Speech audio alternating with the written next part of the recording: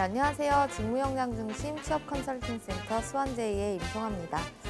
오늘 다뤄볼 직무는 손해사정사인데요. 이 손해사정사라는 직무에 대해서 좀 생소하신 분들도 있고 굉장히 잘 알고 계신 분들도 있을 것 같은데 오늘 한번 같이 알아보도록 하겠습니다. 이 손해사정사 같은 경우에는 일단 직무 정의를 내려보자면 말 그대로 손해를 받았을 때, 그러니까 사고가 당했거나 했을 때 거기에 대해서 이제 보험금을 지급을 하겠죠.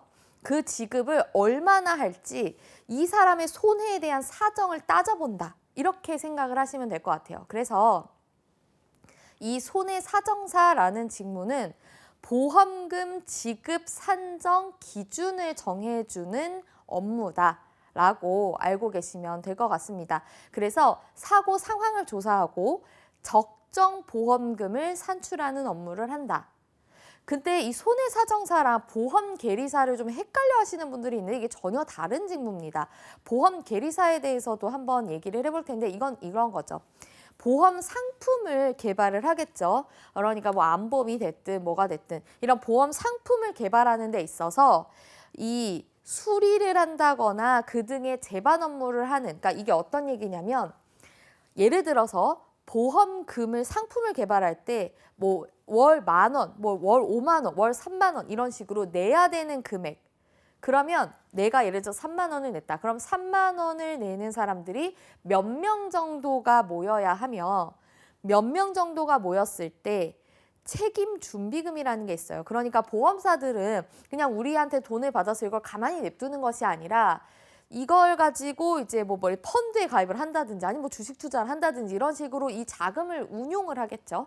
그런데 자금으로 운용하는 것도 좋지만 당장 누가 사고를 당했을 때 거기에 대한 보상금을 지급을 해줘야 하는 것입니다. 그러면 보험료, 그러니까 개인이 내야 되는 금액에 대해서도 산정을 하지만 그 개인이 내는 금액 이외에, 그러니까 우리가 실제로 지급 준비율이라서 어느 정도를 가지고 있어야 하며, 예를 들어서 이 사람이 실제로 암에 걸렸다, 이 사람이 실제로 자동차 사고를 당했다라고 했을 때 얼마씩을 보상해 주어야 할까? 뭐 이 정도 사고면 이만큼, 이 정도 사고면 이만큼, 이런 것들에 대해서 모든 것들을 결정하는 이런 수리 재반의 업무를 하는 사람이라고 보시면 될 것 같아요. 그리고 뭐 잉여금, 배당분, 뭐 배분상 이런 것들이 있을 경우, 그런 것들이 있는 보험 상품일 경우에는 그런 것들까지 계산을 한다. 그러니까 정리를 하자면 보험 계리사가 이 정도의 사고엔 이만큼 주세요. 이 정도 사고엔 이만큼 주세요라는 이 기준을 결정하는 거고요. 손해사정사는 실제 사고가 일어났을 때 그 사고가 뭐 A 그라운드에 해당되는지 B 그라운드에 해당되는지 이런 것들을 책정하는 거라고 보시면 되겠습니다. 그러니까 보험계리사는 보다 상품을 직접 기획하는 것 쪽에 포커싱이라면 손해사정사는 이 실제 보험을 운용하는 쪽에 포커싱이 맞춰져 있다라고 보시면 되겠습니다. 이건 두 개가 다른 직무고요. 둘 다 자격증이 필요한 전문 직종이라고 보시면 되겠습니다.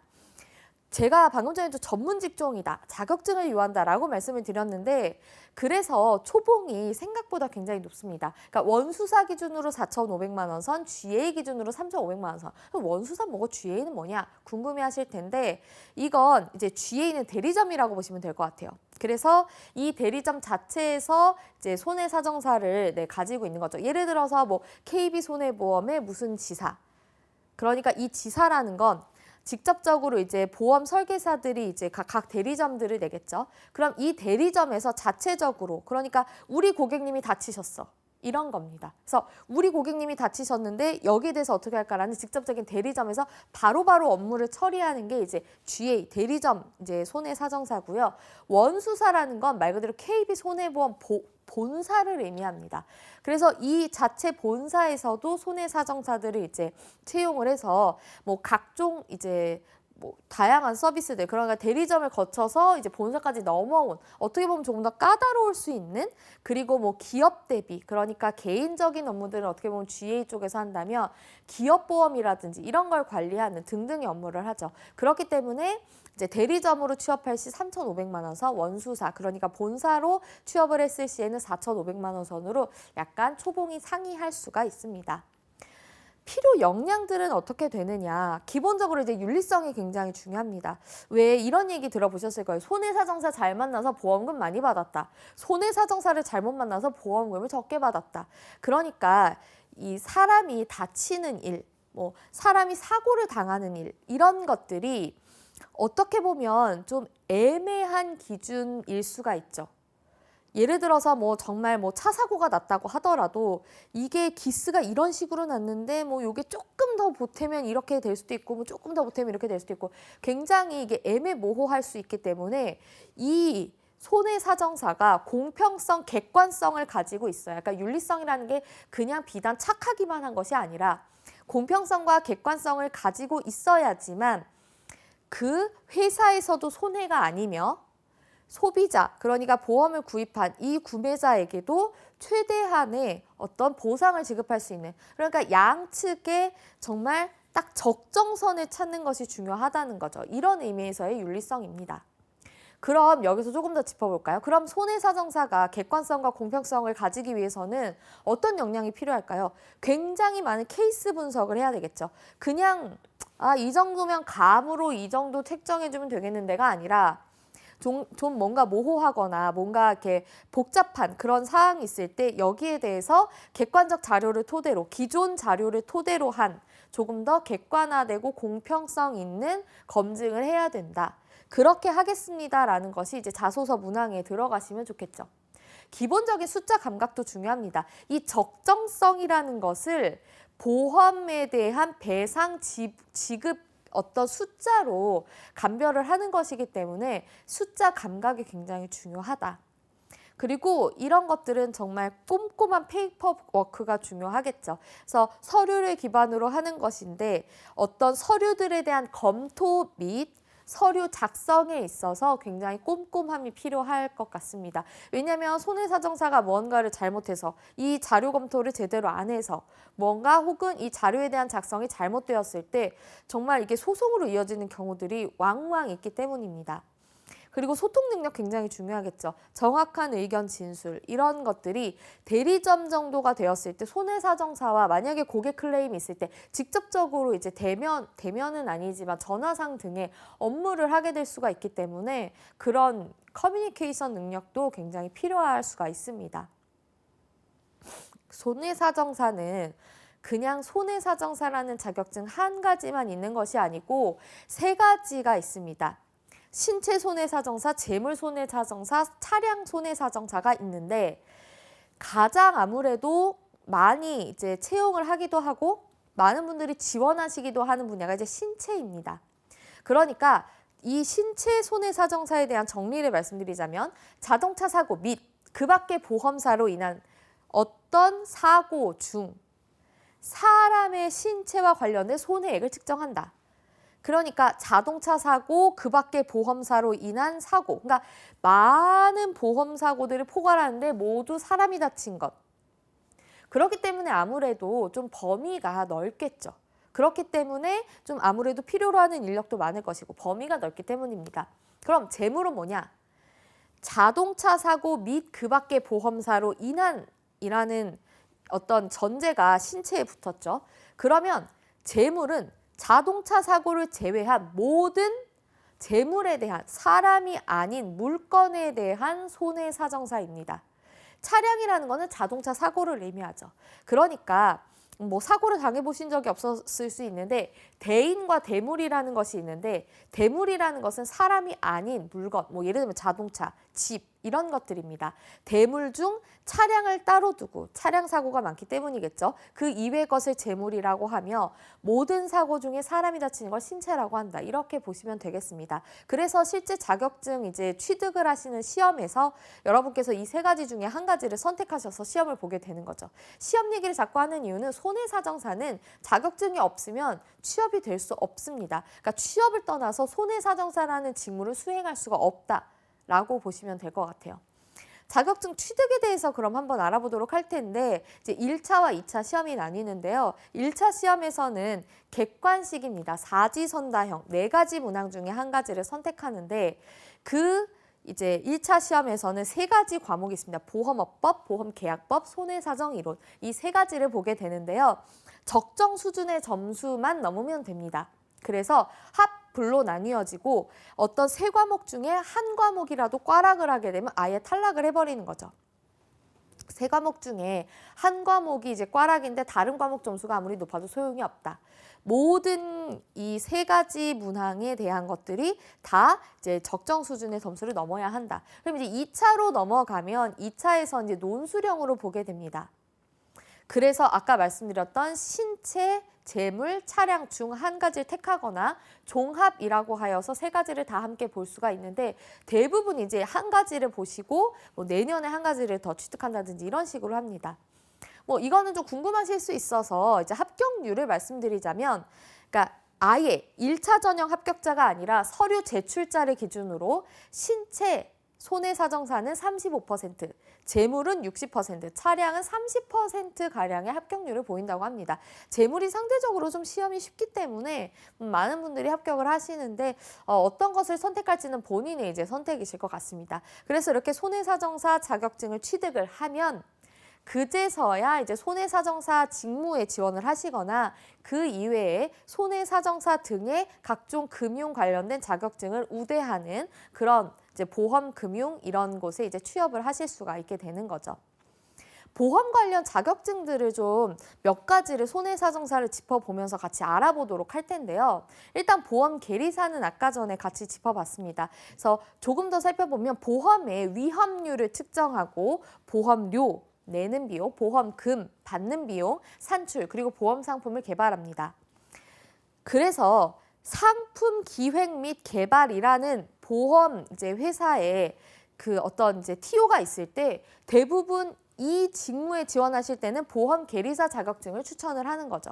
그래서 보험 계리사 자격증이 있는 경우에 상품 개발 부서에 많이 이제 지원을 한다. 그리고 사실 보험 이제 관련된 이제 업종은 영업 이외의 직무들은 대부분 관련 자격증을 취득한 사람들이 취업이 된다고 보시면 될 것 같아요. 그래서 또 아무래도 내가 좀 이제 보험 쪽에 관심이 있다라고 하시면 아무래도 자격증을 한 가지 정도는 취득하시는 게 좋고, 제가 이 보험 자격증들을 이제 구체적으로 하나씩 짚어보는 데에는 이유가 있습니다. 보통 이제 요즘에 대기업 취업이 굉장히 어렵기 때문에 뭐 대기업을 떠나서 일반 사기업 취업이 굉장히 어렵기 때문에 많은 분들이 공무원 시험 준비를 하시는 걸 알고 있어요. 그러니까 그게 나쁘다는 것이 아닙니다. 그런데 공무원 시험 같은 경우에는 굉장히 경쟁률이 세죠. 공무원, 공공기관 뭐 마찬가지입니다. 그런데 만약에 내가 나는 그냥 스펙으로 서류 걸러서 1차 면접 보고 2차 면접 봐서 최종 합격하는 게 자신이 없어. 그래서 공무원을 꼭 내가 공무원이 되고 싶은 건 아니지만 선택해 라고 하시는 분들이 있다면 사실은 다른 자격증, 그러니까 뭐 변리사라든지 뭐 변호사 자격증을 취득하기 위해 로스쿨 이런 건 굉장히 어려울 수 있는데, 물론 손해사정사도 어렵습니다만 상대적으로 회계사라든지 이런 자격증 대비 상대적으로 좀 쉬운, 그러니까 쉽다라는 얘기는 취득하는 데 1년여 정도가 걸린다고 보시면 될 것 같아요. 정말 열심히 준비했다는 기준으로. 그런 기준으로 여러분께서 이런 보험 관련 자격증을 취득을 하셔서 보험사 등의 금융회사에 취업하시는 걸 생각해 보실 필요도 있다는 거죠.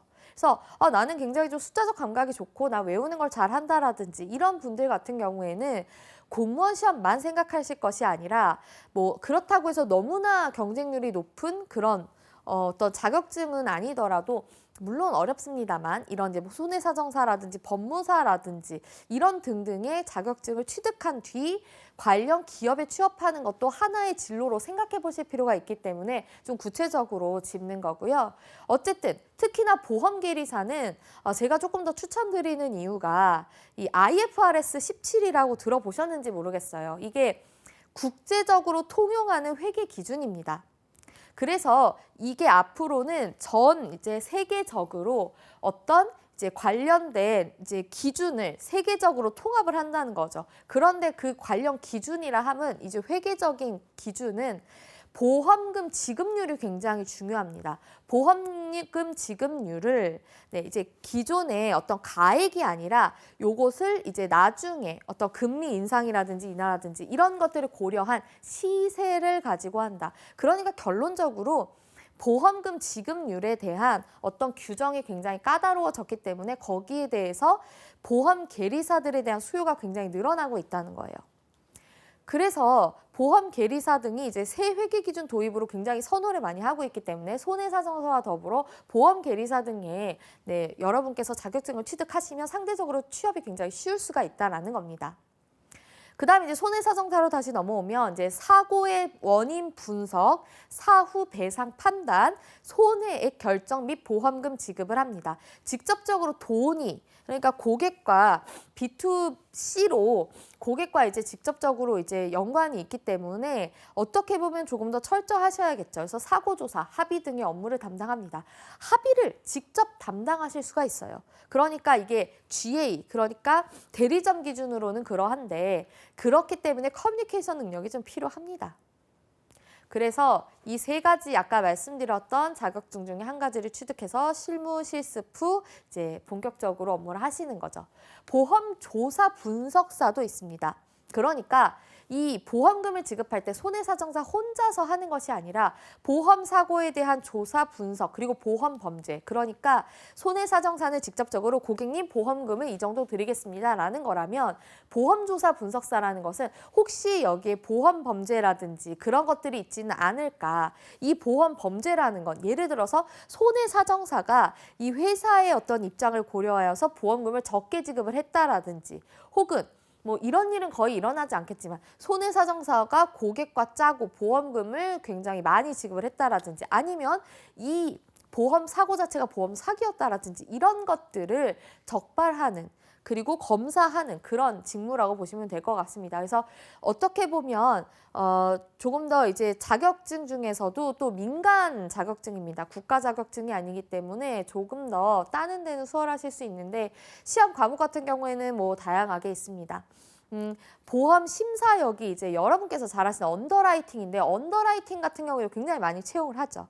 그런데 언더라이팅도 요 자격증이 웬만하면 다 있는 상태로 지원을 하시는 게 유리합니다. 그러니까 개인보험 심사 그리고 기업보험 심사로 나뉘는데 이 어떤 거냐면 보험 계리사가 됐든 누가 됐든 이제 보험에 대한 어떤 새로운 상품을 만듭니다. 그러면 언더라이팅 담당자가 이 상품이 적절한지 이 금액은 적절한지를 재점검하는 거라고 보시면 될 것 같아요. 그래서 이런 다양한 보험 관련 자격증들이 있는데 요것들을 여러분께서 잘 보신 뒤에 이런 쪽으로 이제 금융 쪽으로 취업하시는 것도 하나의 길일 수가 있다라는 거고요. 손해사정사의 업무 프로세스를 조금 더 구체적으로 보자면 일단 손해 발생 사실을 확인해야겠죠. 그러니까 사고가 발생함을 확인. 그 다음에 보험 약관이나 관계 법규 등을 통해서 이 사람에게 금액을 지불하는 것이 적정한지에 대한 여부를 판단합니다.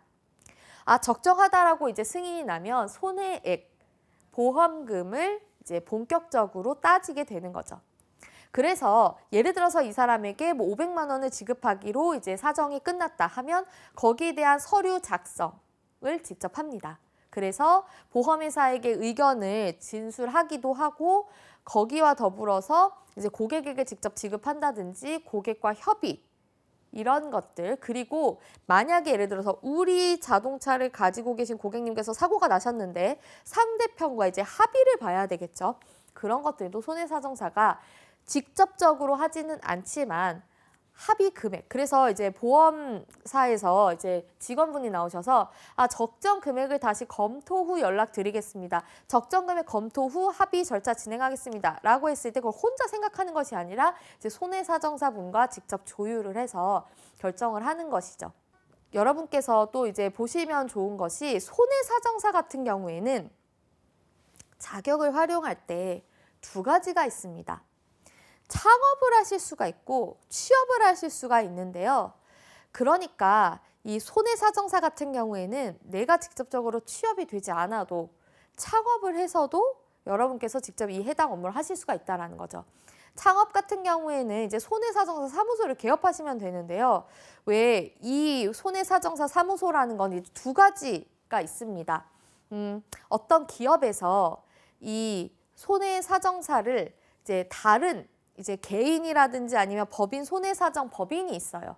거기에다가 이제 업무를 주어서 이걸 직접적으로 컨택해서 고객과 어떤 금액에 대한 것을 지불을 하는 그 금액을 선정을 하게 되는데 이런 겁니다. 예를 들어서 그냥 단순한 업무들 있죠.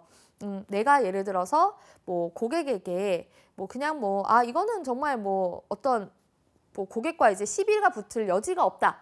그런 경우에는 이제 본사나 대리점에서 직접적으로 처리를 하는데 예를 들어서 이 고객이 약간 다소 이 자격 취득이라든지 등등에 대해서 굉장히 까다롭다. 조금 더 아니면 이런 것도 있어요.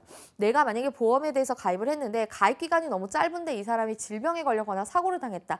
여기에 대해서 이 사람에게 보험금을 지급하는 게 적정한가? 이런 식으로 약간 기업 입장에서는 조금 우리 기업에서 이거 안 된다 그랬을 때 좀 까다로울 것 같은데 우리 기업의 이미지가 실추될 수도 있는데 이런 것들이 아무래도 있을 텐데 그런 경우에는 외부 손해사정 법인을 통해서 이런 것들을 점검하게 하면 예를 들어서 KB손해보험인데 KB손해보험 자체에서 안 된다고 하는 것보다 손해사정 타 법인에서 안 된다고 했을 때 기업 이미지에 그런 어떤 조금 더 그런 부분이 있기 때문에 그런 식으로 이제 B2B 영업을 하실 수도 있고요. 아니면 이런 경우도 있습니다. 예를 들어서 보험사에서 500만 원을 지급하겠다고 결론이 났는데 개인이 봤을 때 이건 아무리 봐도 너무 적은 금액이다. 그러면 개인적으로 손해사정사를 고용을 해서 이 금액이 적정한지를 검토할 수 있게끔 이런 경우에는 완전히 보험사가 아니라 이 개인을 위한 그런 업무를 한다고 보시면 되겠죠. 이런 식으로 해서 창업을 하셔서 B2B 업무를 하실 수도 있고 B2C를 하실 수가 있습니다.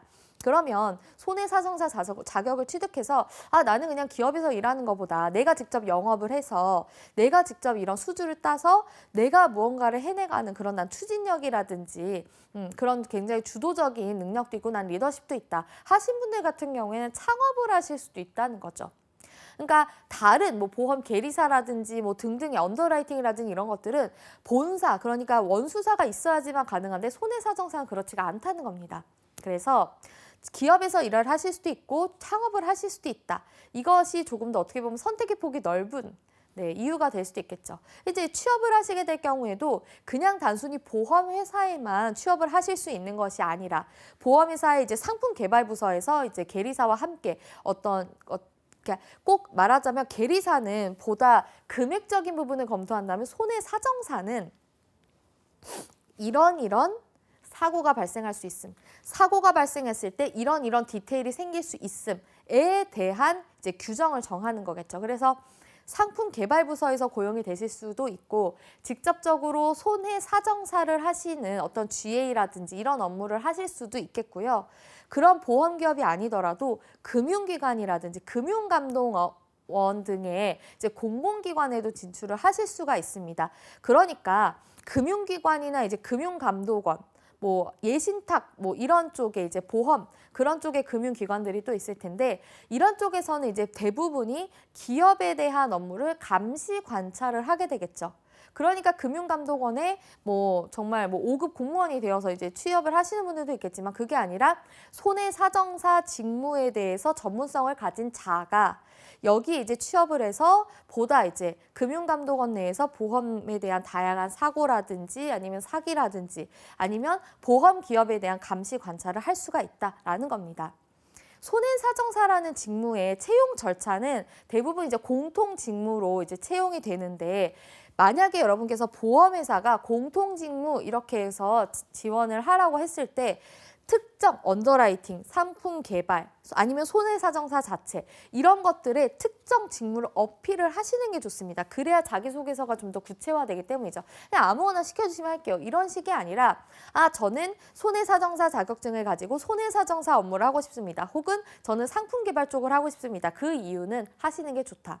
그래서 서류 전형 보게 되고요. 똑같이 인적성도 봅니다. 그리고 토론 면접을 보는 기업들이 대부분이에요. 이런 보험 관련된 금융기업들은 꼭 토론 면접을 대부분이 실시를 하고 그냥 인성 면접 기반의 역량 면접을 하거나 PT를 포함하는 경우도 있습니다.